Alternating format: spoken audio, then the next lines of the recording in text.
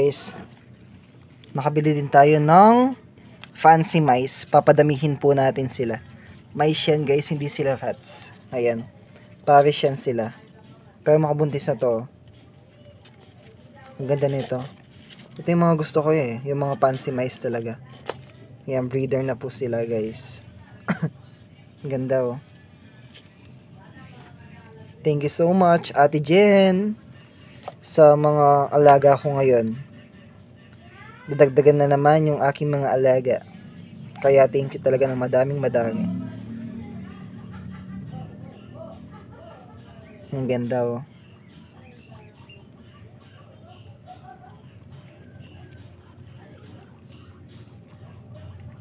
So that's all for today guys. Update ko yung pag napadami ko na sila.